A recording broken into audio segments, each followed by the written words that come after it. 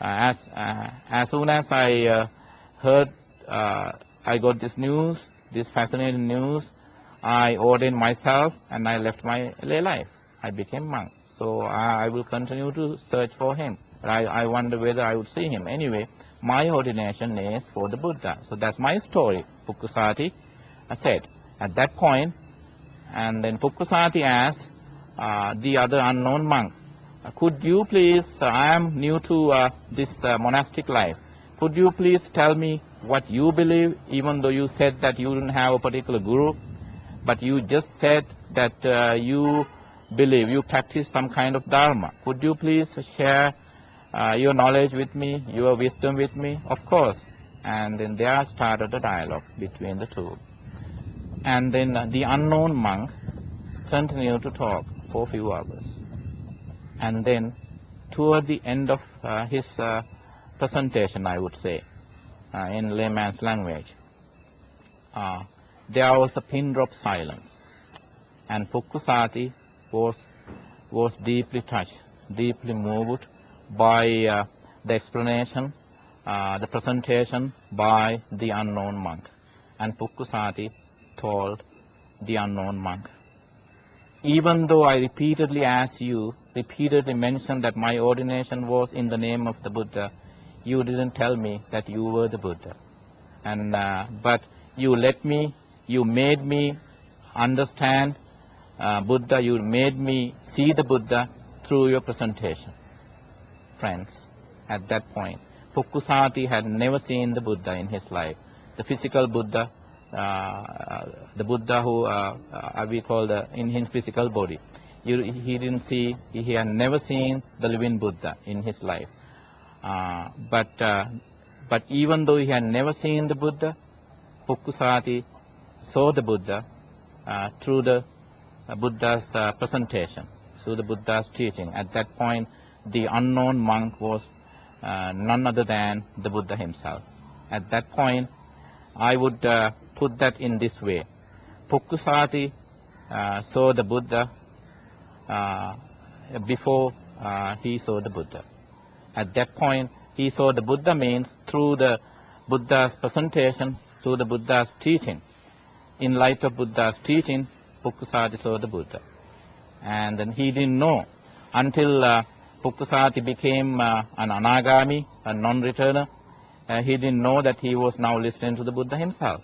He didn't know that it was the Buddha now who was talking to him.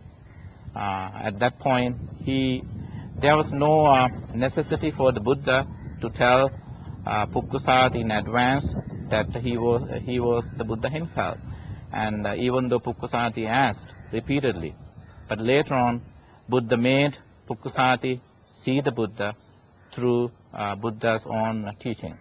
And then, so at that point, so we see this as there was no Buddha.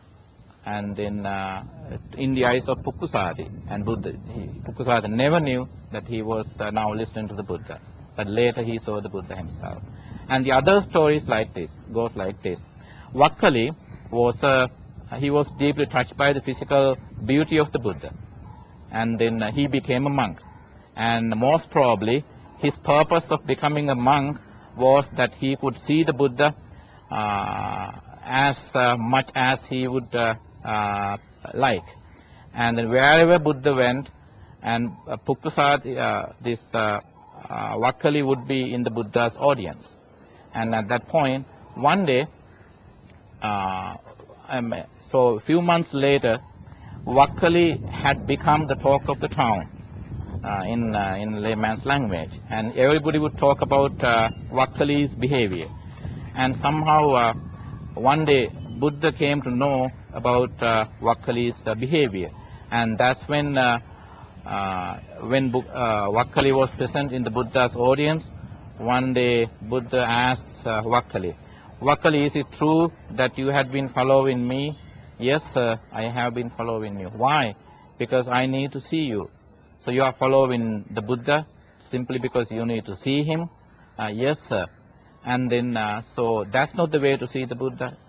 And then that's not the way to see the Buddha. And even though you follow the Buddha almost every day, as long as you live your life in this in this world, and you wouldn't see him. And this is not the way to see the Buddha Vakkali. And to see the Buddha is a different way.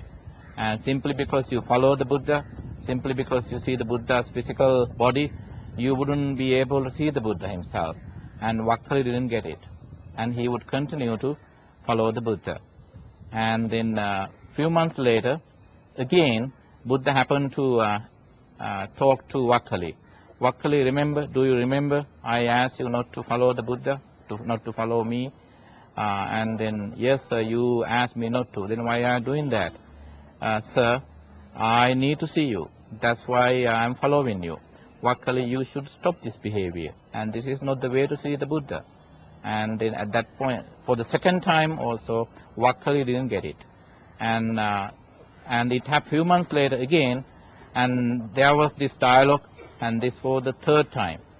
And then at that time, tough in his words, but absolutely soft in his heart, Buddha happened to ask Vakkali to walk away and never to return unless he practiced the teachings, the Dharma, the way Buddha had asked him to do. And then Vakkali, so disappointed and almost like depressed, Vakkali walked away and never to return. Months later, Vakkali reappeared. At that point, all the ordinary monks, they were curious of what had happened to Vakkali, where he had been. And then some monks, some ordinary monks, they would start teasing Vakkali, Venerable Vakkali. So what happened to you? Where have you been? Well, I was meditating, and then so you don't need to follow the Buddha anymore. Well, I don't need to see to follow the Buddha right now, because I could see him wherever I am. No matter where I am, I could see the Buddha.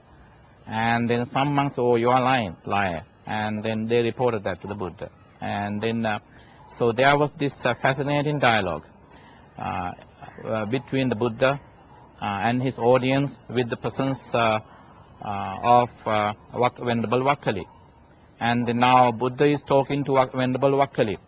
And then now the curious audience is watching. And then Buddha asked Vakkali, Vakkali, is that true that you are saying that you don't need to follow the Buddha anymore? That simply because you can see the Buddha wherever you are? Yes, sir, I have told many monks since I came here, and then I continue to say that. And then why you? And then Buddha turned to the audience. Monks, Vakkali is not lying. He is not a liar. He is telling the truth. Now, those days when, even though he was following the Buddha, but he never saw the Buddha. Even though he doesn't follow the Buddha any longer, and he always sees the Buddha. How? Now that Venerable Vakkali is awakened, he is fully awakened, he has become an Arahant, he can see the Buddha every time, every moment in his life.